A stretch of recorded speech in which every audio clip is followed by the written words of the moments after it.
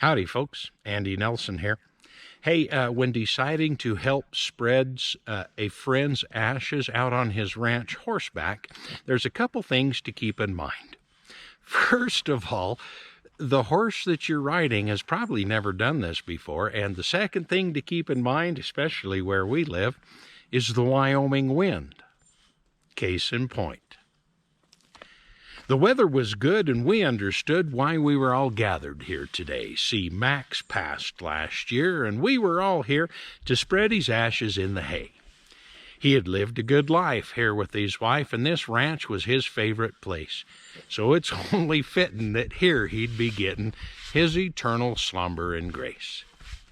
Should be quite easy, though it's a bit breezy to be out spreading his remains, but Chuck will spread, and psalms will be read, and we'll sing some joyous refrains.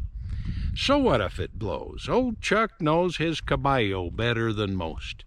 But then the wind roared as old Chuck poured out a cloud-shaped cowboy ghost. Well, midnight went to bucking.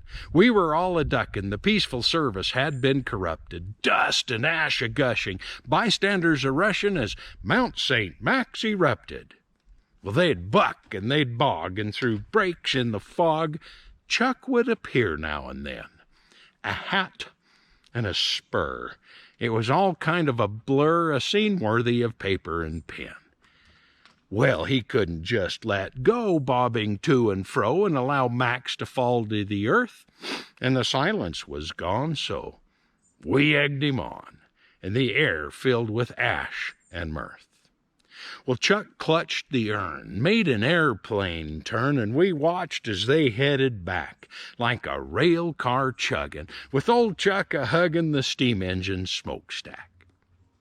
Well, then midnight bogged his head, and Chuck quickly said the Lord's Prayer in his final account to keep it all together. Then, grabbing for leather, Chuck began his one-point dismount. Well, Max's remains flew.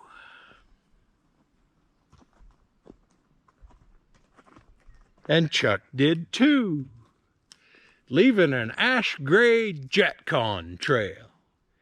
And as the cloud cleared, the whole crowd cheered as Max returned via airmail. And with a mouthful of dust, old Chuck cussed 'cause he had taken one under the buckle. And we tried not to laugh or snort on his behalf, but I swear you could hear Max chuckle. And if you check the facts, I'll bet it was Max that gigged that horse just for fun.